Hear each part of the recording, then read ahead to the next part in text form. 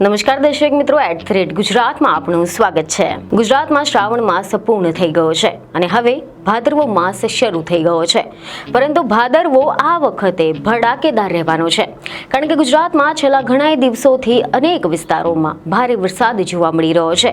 એવામાં આજે તેમજ આગામી કેટલાક દિવસોમાં પણ વરસાદ ખમૈયા કરવાના મૂડમાં નથી। ગુજરાતમાં ક્યાંક હળવો તો ક્યાંક ભારે વરસાદ થઈ રહ્યો છે।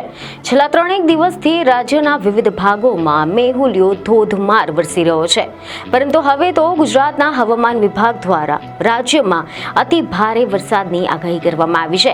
રાજ્ય પર એક સાથે એટલી બધી વરસાદી સિસ્ટમ એક્ટિવ થઈ ગઈ છે કે જેના કારણે ગુજરાતમાં આગામી દિવસોમાં વરસાદ યથાવત રહેવાની સંભાવના છે। તો આની સાથે જ ક્યાંક ભારે તો ક્યાંક અતિ ભારે વરસાદની પણ સ્થાનિક હવામાન વિભાગ દ્વારા શક્યતા વ્યક્ત કરવામાં આવી છે। જોકે જાણીતા હવામાન શાસ્ત્રી એટલે કે અંબાલાલ પટેલે પણ ઓગસ્ટના અંત સુધીમાં રાજ્યમાં ધોધમાર વરસાદ જોવા મળશે તેવી આગાહી કરી છે। તો ચાલો જાણીએ કે આગામી કેટલા દિવસ કયા કયા વિસ્તારોમાં ભારેથી અતિ ભારે વરસાદની આગાહી કરવામાં આવી છે। તો આ અંગે હવામાન વિભાગ તેમજ હવામાન નિષ્ણાંત અંબાલાલ પટેલની આગાહી શું કહે છે તે અહેવાલ એવા મળી રહ્યા છે કે હવામાન વિભાગના જણાવ્યા પ્રમાણે બંગાળની ખાડીમાં આજે એક નવી સિસ્ટમ બનવા જઈ રહી છે અને આગળ જતા એ લો પ્રેશર એરિયા બની રહ્યો છે। વિવિધ હવામાનના મોડલ્સોએ એવી આગાહી કરી છે કે આ લો પ્રેશર એરિયા મજબૂત થઈને મધ્યપ્રદેશ તરફ આગળ વધી શકે છે અને આના કારણે ગુજરાતમાં વરસાદનો એક નવો રાઉન્ડ લાવી શકે છે।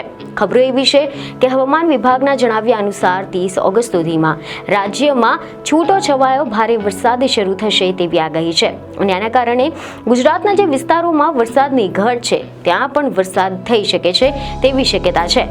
જેમાં આજે એટલે કે 25મી ઓગસ્ટના રોજ મોરબી, પાટણ, બનાસકાંઠા, સાબરકાંઠા, અરવલ્લી જિલ્લામાં ભારેથી અતિ ભારે વરસાદની શક્યતા છે, જ્યારે કચ્છ, જામનગર, દેવભૂમિ દ્વારકા, સુરેન્દ્રનગર, મહેસાણા, ગાંધીનગર, અમદાવાદ, ખેડા, મહીસાગર, પંચમહાલ, દાહોદ, નવસારી, વલસાડ અને ડાંગ જિલ્લામાં ભારે વરસાદની શક્યતા છે।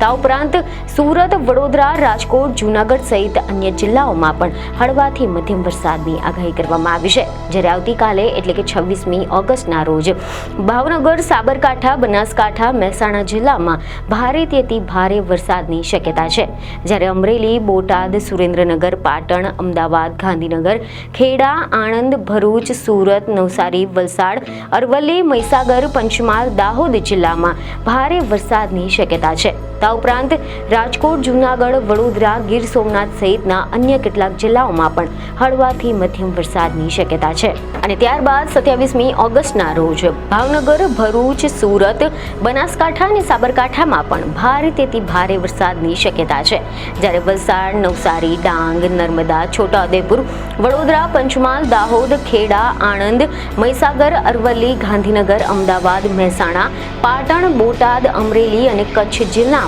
ભારે વરસાદની શક્યતા પણ વ્યક્ત કરવામાં આવી છે, જ્યારે સુરેન્દ્રનગર, રાજકોટ અને જૂનાગઢ સહિતના અન્ય કેટલાક જિલ્લાઓમાં હળવાથી મધ્યમ વરસાદની આગાહી છે। આના પછી એટલે કે 28 ઓગસ્ટના રોજ કચ્છ અને વલસાડમાં ભારેથી ભારે વરસાદની શક્યતા છે, જ્યારે મોરબી, સુરેન્દ્રનગર, પાટણ, બનાસકાંઠા, મહેસાણા, સાબરકાંઠા, નવસારી, તાપી અને ડાંગ જિલ્લામાં ભારે વરસાદ થઈ શકે છે। આ સિવાય જામનગર, રાજકોટ, અમરેલી, ભાવનગર, વડોદરા અને સુરત સહિત અન્ય કેટલાક જિલ્લાઓમાં પણ હળવાથી મધ્યમ વરસાદ થવાની શક્યતા વ્યક્ત કરવામાં આવી છે। ત્યારબાદ 29 ઓગસ્ટના રોજ દેવભૂમિ દ્વારકા, કચ્છ, વલસાડ જિલ્લામાં ભારેથી ભારે વરસાદ થશે, જ્યારે પોરબંદર, જામનગર, મોરબી, પાટણ, બનાસકાંઠા, અમરેલી, ભાવનગર, નવસારી, તાપી, ડાંગ જિલ્લામાં ભારે વરસાદ થઈ શકે છે।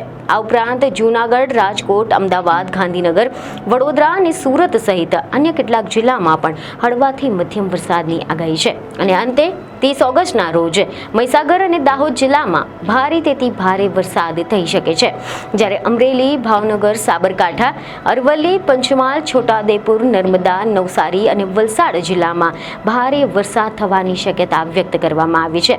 આ ઉપરાંત રાજકોટ, જૂનાગઢ, જામનગર, કચ્છ, અમદાવાદ, ગાંધીનગર, સુરત અને વડોદરા સહિત અન્ય જિલ્લાઓમાં હળવાથી મધ્યમ વરસાદની આગાહી છે। રવિવારે સૌરાષ્ટ્ર, ઉત્તર અને દક્ષિણ ગુજરાતના કેટલાક વિસ્તારોમાં વરસાદ વરસાદી માહોલ છવાયેલો હતો. આની સાથે જ અમદાવાદમાં પણ આખા દિવસ વરસાદી માહોલ છવાયેલો રહ્યો હતો. અને હવે આવામાં બંગાળની ખાડી પર બની રહેલી સિસ્ટમના કારણે ગુજરાતમાં હવે વરસાદનો નવો રાઉન્ડ શરૂ થવા જઈ રહ્યો છે. અને આના જ કારણે ગુજરાતના મોટાભાગના વિસ્તારોમાં હળવાથી લઈને અતિ ભારે વરસાદ થઈ શકે તેવી આગાહી છે. હવામાન વિભાગ દ્વારા 30મી ઓગસ્ટ સુધીમાં અનેક વિસ્તારોમાં ભારેથી ભારે વરસાદની આગાહી કરવામાં આવી છે. એટલું જ નહીં, આની સાથે જ માછીમારોને 5 દિવસ દરિયો ન ખેડવાની પણ સૂચના આપવામાં આવી છે. કારણ કે 40થી 50 કિલોમીટર પ્રતિ કલાકની ઝડપે દરિયાકાંઠે પવન ફૂંકાશે. દરિયા કિનારે બંદરો પર સિગ્નલ 3 લગાવી દેવામાં આવ્યું છે. હવામાન વિભાગના જણાવ્યા અનુસાર મોન્સૂન ટ્રફ અને સાયક્લોનિક સર્ક્યુલેશન જેવી સિસ્ટમ સક્રિય થઈ છે અને આના કારણે આગામી દિવસોમાં રાજ્યમાં વરસાદનું જોર વધવાનું છે. તો બીજી તરફ એવા અહેવાલ છે કે હવામાનના આગાહીકાર અંબાલાલ પટેલે વરસાદ અંગે મહત્વની આગાહી કરી છે. તેમણે આગાહી કરી છે કે 26 ઓગસ્ટ સુધીમાં ઉત્તર ગુજરાત, મધ્ય ગુજરાત અને પૂર્વ ગુજરાતના કેટલાક ભાગોમાં વરસાદ ચાલુ રહેવાનો છે. જ્યારે બનાસકાંઠા અને મહેસાણાના કેટલાક ભાગોમાં ભારે વરસાદની પણ શક્યતા છે.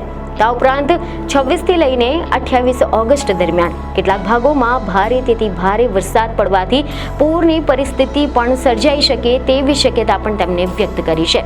આ ઉપરાંત 28 ઓગસ્ટ સુધીમાં રાજ્યના કેટલાક ભાગોમાં ભારેથી ભારે વરસાદ થવાની પણ શક્યતા રહેશે.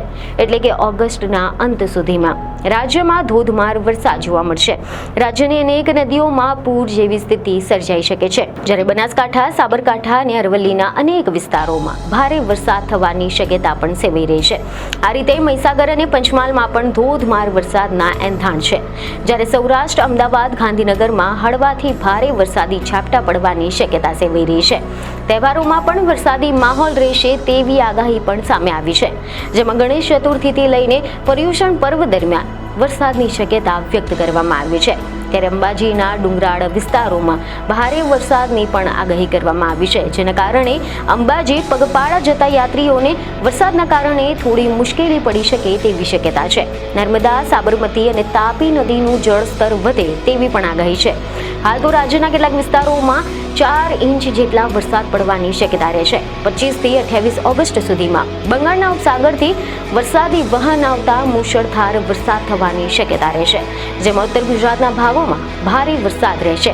અને હવે જો આપણે ગુજરાતમાં વરસાદની હાલની સ્થિતિ વિશે વાત કરીએ તો મીડિયામાંથી એવા રિપોર્ટ સામે આવ્યા છે કે છેલ્લા આંકડાઓ અનુસાર ગુજરાતમાં અત્યાર સુધીમાં સિઝનનો સરેરાશ 76 થી લઈને 77% આસપાસ વરસાદ થઈ ગયો છે.